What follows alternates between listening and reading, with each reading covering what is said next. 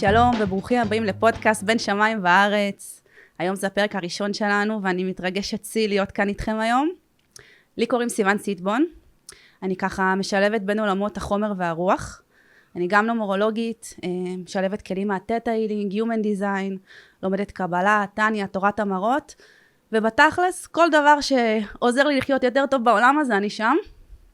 ובנוסף יש לי משרד תיווך בשם וונדר סיטי בדרום תל אביב, וככה הפודקאסט הזה הולך לדבר על המסע הנשמתי שלנו, על מי אנחנו, מה באנו לפה לעשות, על החוויה שלנו בתוך העולם ואיך אנחנו יכולים לחיות את החיים האלו בצורה פשוט יותר טובה ונעימה.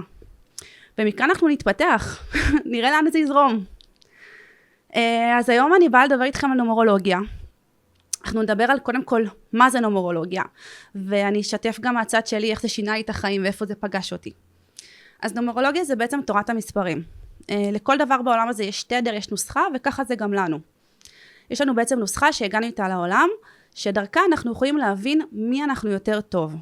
זאת אומרת, מה השיעורים שלנו בחיים, מה התיקונים שלנו, מה החוזקות שלנו, איפה אנחנו באים לעבוד בזוגיות, בכסף, בעבודה, מה הייעוד. אנחנו ממש עובדים על כל דבר ודבר, אבל חשוב שנייה להבין, זה לא קריאת עתידות, אוקיי? יש משפט שאומר, הכל צפוי והרשות נתונה, וזה בול על זה. כי בעצם הנשמה לפני שהיא הגיעה לעולם, היא ידעה לאיזה שיעורים היא הולכת להגיע, אוקיי? היא גם ידעה מול מי השיעורים הולכים להיות. היא בחרה את המשפחה שלה, היא בחרה את ההורים שלה, היא בחרה הרבה דברים.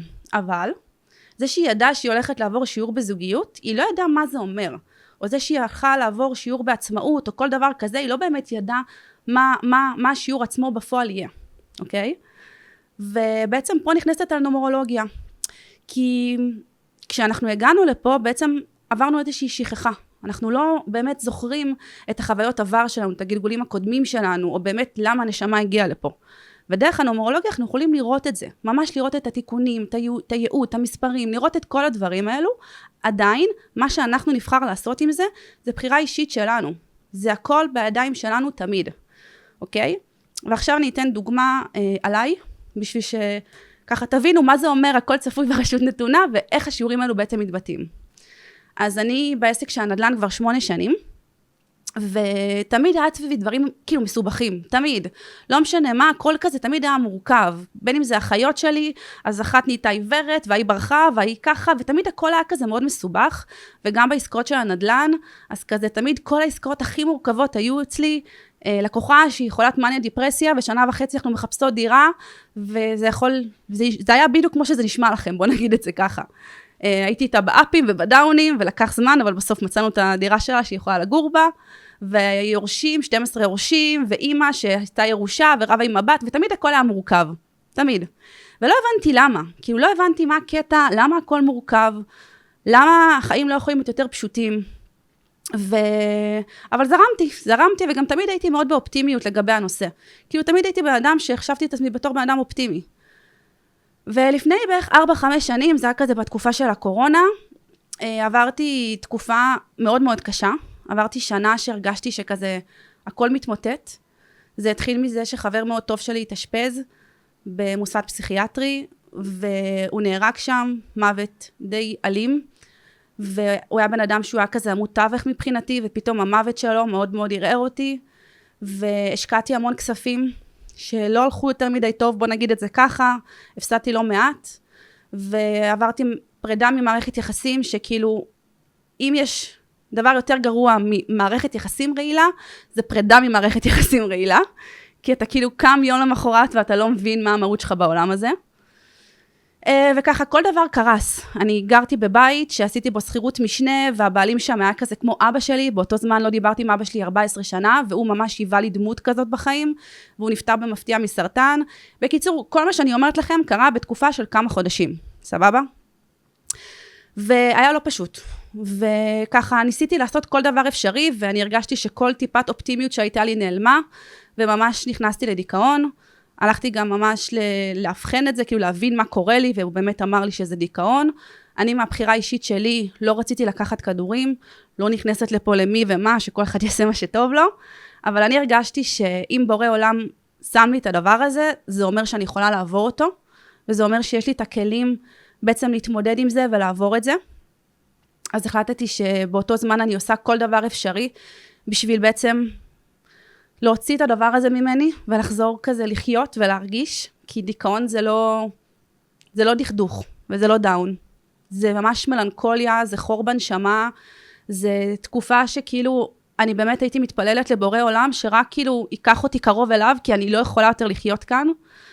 ובסופו של דבר, אני יכולה להגיד לכם שהמקום הזה בחיים, זה בין המתנות הכי גדולות שקיבלתי. כי הדיכאון הזה והתקופה הזאת, הם אומנם פירקו אותי ושברו אותי, אבל הם גרמו לי בעצם למצוא את עצמי מחדש. ולמצוא את החוזקות שלי, ואת מי שאני ואת מה שאני באמת. ומשם רק הלכתי וגדלתי. והבנתי גם שהאופטימיות הזאת שהייתה לי באותו זמן, היא לא באמת הייתה אופטימיות, היא הייתה הדחקה. שמתי את כל הרגשות שלי באיזשהו מקום, את כל החוויות שחוויתי באיזשהו מקום, ונסתר כזה שאי אפשר ככה לראות אותו, וזה מה שחשבתי שאני חיה באופטימיות, אבל זאת לא הייתה האמת, בואו נגיד את זה ככה. ושם הבנתי את זה. ועשיתי הכל. מה שאתם לא מדמיינים, עשיתי, באמת. זה 2-3 בשבוע טיפולים, בין אם זה טיפולים של פסיכולוג, או בין אם זה טיפול רגשי, אנרגטי, CBT, מה שאתם לא רוצים. ולקחתי מאמנת אישית לעסק, ואיש שיווק, כי הרגשתי שאני לא יכולה להתעסק בזה, ולמדתי NLP, ושפכתי כל שני וחמישי מי מלח בבית, ומתקשרות, ועופרת, באמת, כאילו כל דבר אפשרי עשיתי בשביל, כי אני אמרתי כאילו, לחיות ככה אין מצב, כאילו הדבר הזה חייב לעבור. ואז חברה סיפרה לי ואמרה לי כזה, תקשיבי, את נשמעת ממש בשנה X. אני לא אגיד איזה שנה זאת, שלא תחשבו שזה אומר בהכרח שזה שנה לא טובה, כי מספרים, בעצם יש להם תדרים. זאת אומרת, יש תדר נמוך ויש תדר גבוה. מה שאנחנו בוחרים להיות, מה שאנחנו לוקחים מתוך המספר, זאת הבחירה האישית שלנו. אבל לכל דבר יש לנו בחירה, אוקיי? השנה שאני הייתי בה, זאת הייתה שנת משוב. והמשוב שקיבלתי היה משוב, כמו שאתם מבינים, מקפקף, בשביל שאני באמת יוכל להבין שאני לא במקום הנכון לי ואני צריכה לזוז, אוקיי? אז קבענו פגישה אצל נומרולוג, אצל שוקי גבאי, מי שמכיר, תותח, ואני באה אליו, והוא ככה מצד אחד אומר לי מלא דברים סופר נכונים, ואני כזה וואו, כאילו שומע, אתה אומר לי דברים נכונים שכאילו אף אחד בחיים לא אמר לי, והוא מדבר איתי גילאים ועניינים, ואני בשוק. ומצד שני הוא אמר דברים שלא אהבתי לשמוע. שמבחינתי נגדו את כל מי שאני, בעסק שלי, בחיים שלי, כאילו פתאום מתחיל לדבר איתי על זה שהייעוד שלי זה להיות אימא, ואני בכלל באותו זמן לא הייתי בטוחה שבכלל בא לי את הקונספט של משפחה וכל הדבר הזה, ומצד שני, וואלה, הוא באמת מדייק, הוא ממש אומר לי דברים מטורפים, ואני בשוק.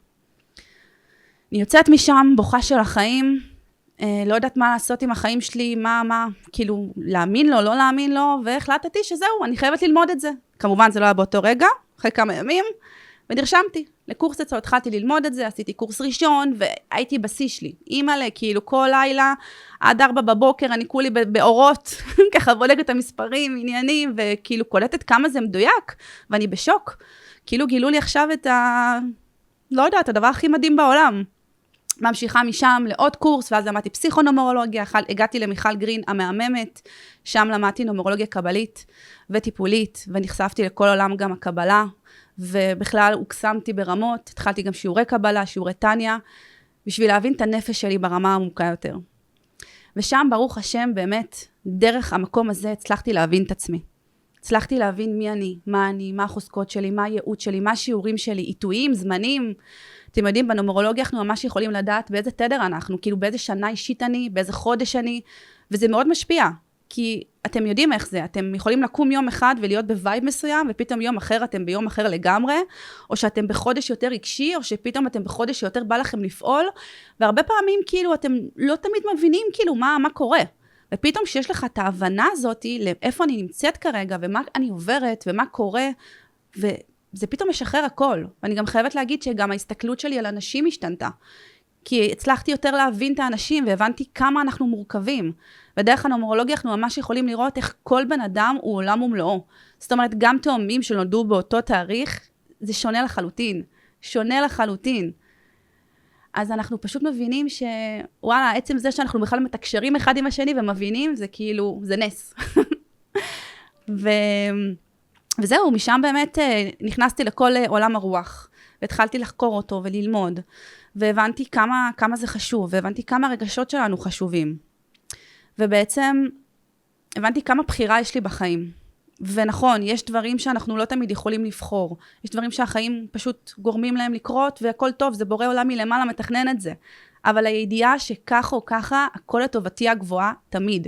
זאת אומרת, באותו זמן, השנה הזאת הייתה נראית לי סיוט, נורא, אסון, באמת, אין לי דרך לתאר כמה זה היה נראה לי שכאילו סוף העולם הגיע. אבל היום בדיעבד, אני יכולה להסתכל על השנה הזאת ולהגיד, וואלה, בורא עולם, תודה. תודה. כי אני יודעת שכל מה שהיה שם, זה גרם לי להיות מי שאני היום. זה גרם לי אומנם להישבר, אבל משם נבניתי בצורה הכי חזקה שיכולה להיות, ומשם גם הבנתי שחלק מהייעוד שלי זה לעזור לאנשים, ולשמח אנשים, ולהראות להם איך מתוך הקושי, מתוך הלמטה, מתוך הכי כאילו שכלה כזה, אפשר לעלות ולצמוח ולהיות כאילו במקום אחר. ואיך אפשר לחיות את החיים האלו בצורה טובה. כי אם הייתם אומרים לי לפני 5, 6, 7 שנים שככה אני אחיה את החיים שלי, ואני לא מדברת על חומר, אני מדברת על רוח, אני מדברת על מיינדסט, אני מדברת על איך שאני חווה את היום-יום שלי, איך שאני חווה אנשים. כי בסופו של דבר, כל מערכת יחסים שיש לנו עם הסביבה, בין אם זה הזוגיות שלנו, ובין אם זה חברים שלנו, או עבודה, או כסף, או לא משנה מה, הכל מתחיל בינינו לבין עצמנו. כי בעצם החיים משקפים לנו את הפנימיות שלנו. אז אם עכשיו אני רואה בן אדם, ואני מתחילה להגיד, הוא ככה, ולמה הוא עשה לי ככה, ואיך הוא עשה לי ככה, אני בעצם סוג שנכנסת לקורבנות, כי אני כאילו לא מבינה שהבן אדם הזה בא להעביר אותי שיעור, והוא בא לשקף לי באיזושהי צורה משהו שקיים בי. גם אם זה ספציפית לא קיים בי, אבל יכול להיות שהוא בא לבדוק את הגבולות שלי, ובעצם הוא בא להגיד לי, סיוון, את אמורה לעבוד על הגבולות שלך. וככה לגבי כל דבר בחיים. אז עצם זה שאנחנו לוקחים את האחריות על החיים שלנו, ואנחנו מבינים שהכל בבחירה שלנו, ואם משהו חיצוני לא מצא חן בעיניי, זה סבבה, הכל טוב. אבל זה אומר ששנייה, בוא נסתכל פנימה. בוא נבין מבפנים מה קורה. בוא נבין איך מבפנים אנחנו יכולים לעשות רגע את השינוי הזה, את הדבר הזה, שיוביל את המציאות שלנו להיות אחרת. כל הזמן מדברים איתנו על זימונים, נכון? תזמני, תחשבי, תהי, אבל כאילו בואו. זה לא שעכשיו, אם אני כל היום יחשוב על, לא יודעת מה, על מיליון שקל בבנק, ואני לא אעשה כלום עם זה, אז כאילו, יהיה לי מיליון שקל בבנק. זה לא יעבוד ככה. זה פשוט לא עובד ככה. כי מה שאנחנו משדרים, מי שאנחנו, זה מה שנמשוך אלינו לחיים. אז הרבה פעמים מה שקורה, אני גם שמה לב לזה בייעוצים שאני עושה, זה שאנשים חיים מתוך הטראומות שלהם. בעצם זה שהם חיים מתוך הטראומות שלהם, זה בעצם גורם לאיזושהי סיטואציה שאנחנו מפחדים להרגיש. אנחנו מפחדים להרגיש רגשות שפחות באים לנו בטוב, כמו דחייה, חוסר שייכות, נטישה, מלא דברים שאנחנו כאילו לא בא לנו להרגיש אותם באיזשהו מקום, ופתאום החיים שלנו הופכים להיות בדיוק באותה הוויה. אנחנו מנסים כל הזמן להימנע מזה, אבל אותם רגשות שאנחנו מנסים להדחיק, הם כל הזמן חוזרים לחיים שלנו. כל הזמן. ובעצם כשאנחנו מתמודדים עם הרגש, ולא מדחיקים אותו, אלא אנחנו נותנים לו מקום, אנחנו חווים אותו, אנחנו נותנים לו מקום, אנחנו מבינים שזה בסדר להרגיש אותו, זה לא אומר שום דבר עלינו, זה פשוט רגש, הוא חולף, הרגשות שלנו זה לא אנחנו, אוקיי? הרגש הוא בסך הכל סוג של כלי תיווך עבור הנשמה במרחב הפיזי. כי בעצם אנחנו, הרבה פעמים אני שומעת אנשים כזה, אנחנו עוברים חוויה רוחנית. עכשיו נכון, אתם עוברים חוויה רוחנית, הכל טוב. אבל בואו שנייה נבין מה זה החוויה הרוחנית הזאת. כי אנחנו בעצם ישות רוחנית. אנחנו ישות רוחנית שבאנו לכאן לעולם לחוויה חומרית. אוקיי? אז שאנחנו עוברים את החוויה הרוחנית הזאת, אנחנו בעצם נזכרים במהות הפנימית יותר שלנו. אנחנו נזכרים במי אנחנו, במה אנחנו. רגשות, להרגיש, זה טוב, זה סבבה, לא לפחד מזה. כשאנחנו מרגישים ואנחנו לא מפחדים מהם, אז הדבר הזה לא רודף אחרינו, הוא לא יראה אותנו בכל פינה ובכל מקום, ואנחנו יכולים לעשות איתו איזושהי השלמה, ואז אנחנו נוכל באמת לעבור את השיעור הזה. ואחרי שאנחנו עוברים את השיעור הזה, אנחנו יכולים גם באמת פתאום לזמן את הדברים שאנחנו באמת רוצים, ולא להמשיך לזמן את הפחדים שלנו. כי בסופו של דבר יש לנו גם לכל אחד מאיתנו התנאה חיצונית, ודברים יותר פנימיים שקיימים בנו. זאת אומרת שאם אני מאוד רוצה כסף, אבל בילדות שלי אני למדתי שכסף מוביל לדיס-הרמוניה, ואני בן אדם שמאוד רוצה הרמוניה בחיים שלי, אז לא משנה כמה כסף אני אכניס, כל עוד אני לא אצליח לשחרר את ההתניה החיצונית הזאת, אני בעצם לא יוכל להחזיק בכסף. וככה זה לגבי כל דבר. זה לגבי זוגיות, זה לגבי ייעוד, זה לגבי כל דבר שנבחר בחיים שלנו. יש הרבה עבודה שאנחנו עושים שהיא עבודה פנימית, אבל חלק מהעבודה הזאת זה קודם כל להבין באמת מה הרגשות שלנו ולא להדחיק אותם. כשאנחנו מבינים את הרגש, ואנחנו מבינים מאיפה הוא מגיע, ואנחנו שנייה כזה נוכחים בתוך הרגש הזה, אז פתאום דברים קורים, וזה קורה כמו קסם. ואני יכולה להגיד שהרבה מדברים על מטריקס, נכון? אנחנו חיים במטריקס, עולם השקר. עכשיו נכון, אני מאוד מאוד חושבת שזה נכון, אנחנו חיים במטריקס. אבל בוא רגע אני אגיד מה הדעה שלי לגבי המטריקס הזה. מבחינתי לצאת מהמטריקס זה בורא עולם. זה להתחבר לבורא עולם. ביהדות יש כלים שאנחנו בעצם יכולים לצאת מתוך המטריקס. כי מה זה מטריקס? זה עולם השקר, נכון? עלמא דשיקרא. אנחנו חיים בעולם השקר. למעלה זה עולם האמיתי. אנחנו חיים פה ואנחנו חושבים שהכסף והמעמד והדברים וההישגים והתארים זה מה שיחשיב אותנו בחיים. וזה לא נכון. המציאות בסופו של דבר מדברת אחרת. כי אני יכולה להגיד לכם על מיליון אנשים שיש להם ערימות של כסף ומעמד ומה שאתם לא רוצים. להגיד לכם אם הם באמת מאושרים מבפנים, רובם לא. כי הם לא מבינים שהם חיים בתוך המטריקס, הם מזינים אותו. כי תמיד יהיה אוטו יותר טוב, ותמיד יהיה אישה יותר יפה, ותמיד יהיה עוד תואר ועוד לימודים ועוד מעמד, זה לא נגמר אף פעם. אבל העבודה האמיתית היא בפנים. וכשאנחנו מבינים את המקום הזה, פתאום הכל משתנה. ואני יכולה להמחיש לכם את זה לכסף. זאת אומרת שאם עכשיו אנחנו ניקח מבחינתי את המקום של הכסף, תאסר כדי להתאשר. סבבה? יש דבר אחד שבורא עולם בא ואומר לך, תבחן אותי. וזה מעשרות. הוא בא ואומר לך, ממש, בוא תבדוק אותי, כי אמונה לא בודקים. אנחנו לא בודקים את בורא עולם, אבל זה הדבר היחידי שהוא בא ואומר לך, בוא תבדוק אותי. ואני יכולה להגיד לכם, שברגע שהתחלתי לאסר, ראיתי ניסים. ניסים מעל הטבע, שאני כאילו אומרת, איך זה קורה, כאילו? מה נסגר, כאילו, איזה מטורף זה. ועוד דבר, להשליך על בורא עולם. להשליך עליו. כי כשאנחנו דואגים, אנחנו בעצם לוקחים את התפקיד שלו. ואז הוא כאילו אומר, טוב, נשמה, אתם דואגים, אז אני סבבה, אני אשב בצד, הכל בסדר. אבל כשאנחנו בעצם באים, ואומרים, בורא עולם, נכון, קשה לי עכשיו, יש לי א', ב' וג', אני משליחה את זה עליך. כי אתה אבא שלי, אתה הכי גדול, אתה יודע הכל, אני משליחה עליך, ואתה תסדר את זה. ופתאום, קסם, הדברים פשוט משתנים. ואני אומרת לכם, זה קורה. וזה בדיוק העניין של המטריקס, כי אנחנו יכולים לרדוף אחרי כסף מהיום עד מחר. כמה כסף בסופו של דבר ייכנס לנו, זה לא קשור בכמה נעשה את העבודה או כמה נרוץ אחריו. עכשיו נכון, אנחנו צריכים לעשות מאמץ, שלא יהיה איזה טעויות, כן? אנחנו צריכים לעשות מאמץ, אנחנו צריכים לעשות השתדלות, אבל עשינו את המקסימום שלנו, פה זה כבר לא תלוי בנו, מה שקורה אחר כך. מעבר למקסימום שלנו, זה כבר לא שלנו, זה כבר שלו. וזה המקום של לבוא ולהשליך את זה עליו. וכשאנחנו עושים, אנחנו עובדים על עניין של תודות. כשאנחנו עובדים על מקום של להגיד תודה, לומר תודה, פתאום אנחנו רואים כמה טוב יש בעולם, כמה יופי יש בעולם שלנו. כי אין מה לעשות, אם אנחנו כל היום נתלונן ונראה מה חסר לנו ומה אין לנו, זה מה שאנחנו נראה ביום יום שלנו. אבל אם אנחנו נקום בבוקר ונראה את השמש, איזה יפה היא, ואת השמיים, ונראה כמה יש לנו בחיים, כי חלק מהמטריקס הזה, נכון, יש מלחמת גוג ומגוג. מה זה גוג ומגוג? הגיגים, נכון? מחשבות. המלחמה היא על המחשבות שלנו. כי אנחנו חיים בתקופת זמן שיש לנו הכל. יש לנו הכל. יש לנו קורת גג, יש לנו אוכל בשפע, אנחנו יכולים לבחור מה שאנחנו רוצים, יש לנו 400 סוגי חלב, יש לנו אופציה לעבוד בהכל, נשים, יש לנו זכות הצבעה, יש לנו זכות בחירה, יש לנו זכות להיות מי שאנחנו. אנחנו חיים בתקופה גם מבחינת ביטחון, הכל, כאילו יש לנו הכל בעולם הזה, באמת, כאילו הכל כל כך נגיש, אם תיקחו את זה לאנשים של לפני אפילו 50-60 שנה, רכב זה היה דבר שהוא לא כזה כאילו טריוויאלי, לא לכולם יש רכבים. כשאנחנו אוכלים, אז כן, יש את הארוחה הרגילה שלנו, אבל בוא'נה היום, יש לנו שפע בהכל, ויש לנו יכולת לבחור הכל. ויחד עם זה, על מה אנחנו מסתכלים רוב הזמן? אנחנו מסתכלים על מה אין לנו. למה? למה? באמת. ברגע שאנחנו מתחילים להיכנס למקום של תודה, ולהתחיל באמת לתרגל את זה, זאת אומרת, כל יום להגיד 5 תודות בבוקר, 5 תודות בערב, להתחיל לראות מה יש לנו בחיים, פתאום המיינדסט משתנה. וזאת הדרך לצאת מהמטריקס. לראות את האמת, לראות מה כן יש לנו בחיים, לראות את הטוב שיש, להסתכל על העולם בעיניים נקיות, ולא בעיניים שמוכרים לנו מסביב, שכל הזמן חסר לנו, כל הזמן אנחנו צריכים יותר.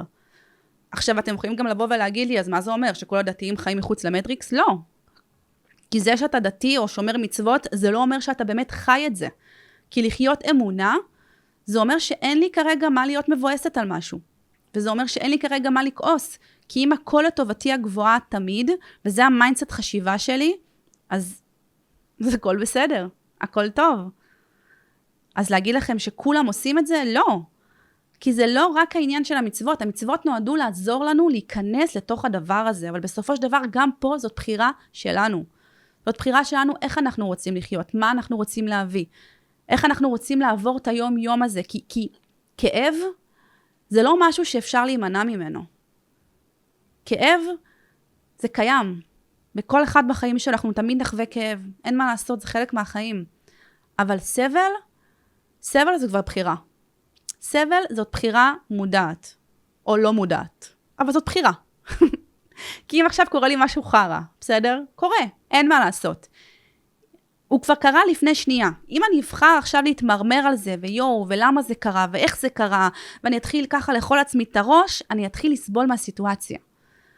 אבל אם אני אבוא ויגיד, אוקיי, הדבר הזה קרה, גם אם זה לפני שנייה הוא כבר קרה, זה בסדר שכרגע אני מרגישה עצובה, כועסת, הכל טוב, בוא נרגיש את הרגש, הכל בסדר, אבל מכאן והלאה, קדימה. מה אני עכשיו הולכת לעשות עם הדבר הזה? אני לא מסתכלת אחורה על למה זה קרה, אני מסתכלת קדימה על איך הדבר הזה יוביל אותי לדבר אחר. כי אני יכולה להגיד לכם שבכל קושי יש הזדמנות. כי כשאנחנו נמצאים במצב של איזשהו מכשול או משהו שמגיע לנו לחיים, תמיד תזכרו את זה, זה סימן שיש לכם שם איזושהי אופציה לקפיצת מדרגה. אתם יכולים מתוך הקושי הזה בעצם לקפוץ ל-level up. עכשיו, אני תמיד רואה גם את החיים בתור סוג של משחק מחשב, כאילו, ככה אני תמיד רואה את זה. תחשבו על זה שאם עכשיו הייתם כבר יודעים מראש מה הולך לקרות ואיך הולך להיות, והכל היה כאילו גנרי ומשעמם, לא הייתם מתרגשים, נכון?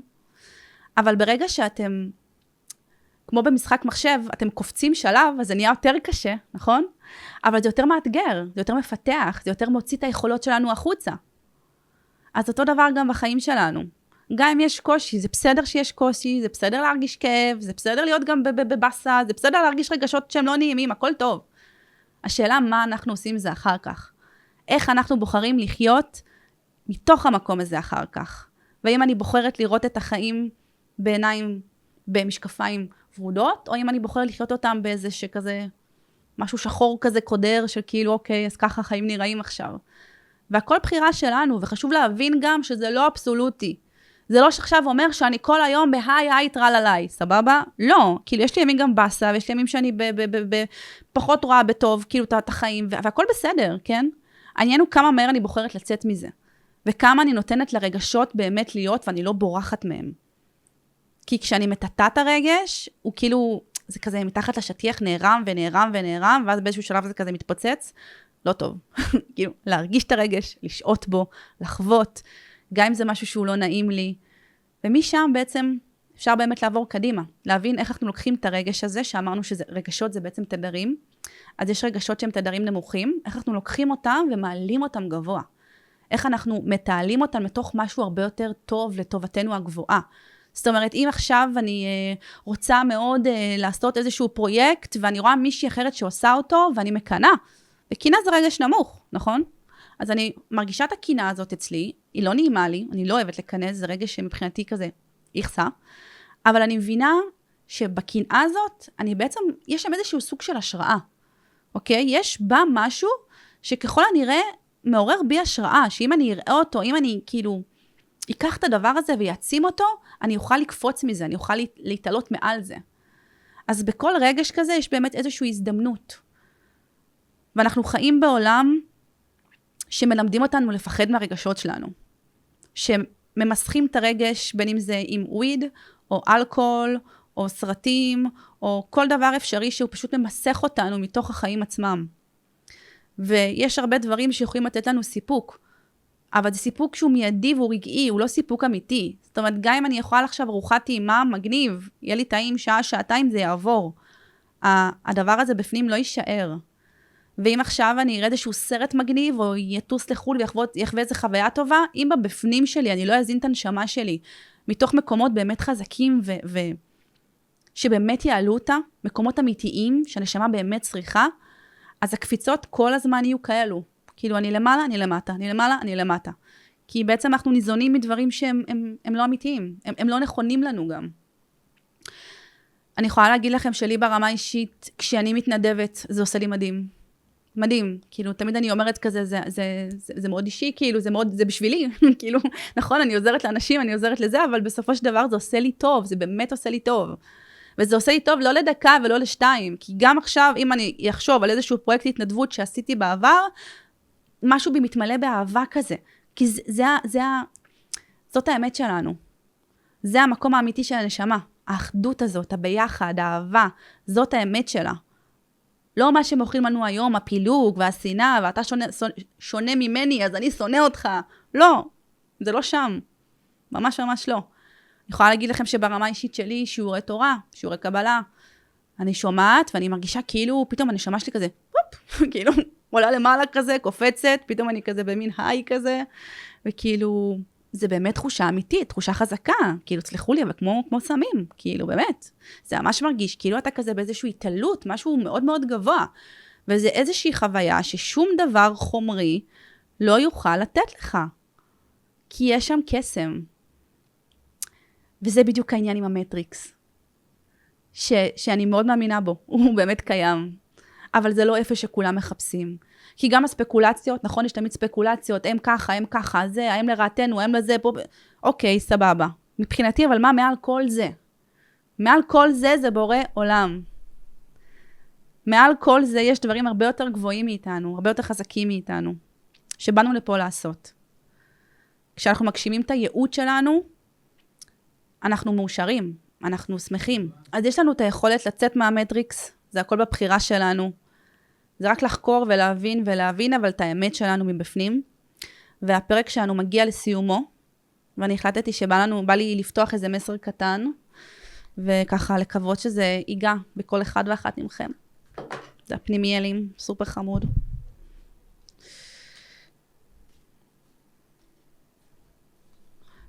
בואו נראה. מדוע אני לא מצליחה במה שאני עושה? אני מחפשת את התשובה והיא מסרבת להופיע במודע. האם אני בדרך הנכונה? כן, את הולכת בדרך הנכונה, ומתקדמת לקראת המטרה. לפני כל פתיחה יש סגירה. כדי לזרז את הזרימה, עודי יום יום על כל שפע של המתנות שיש לך עתה. ואמרי לי בבקשה, מה רצונך? באהבה, אלוהים. אין, שזה מדויק זה מדויק. פשוט להגיד תודה ולדבר עם בורא עולם, והוא מקשיב, הוא כאן איתנו, והוא שומע, והוא בכל רגע ורגע. אז תודה לכם שהייתם איתי בפרק הראשון, וניפגש בפרק הבא.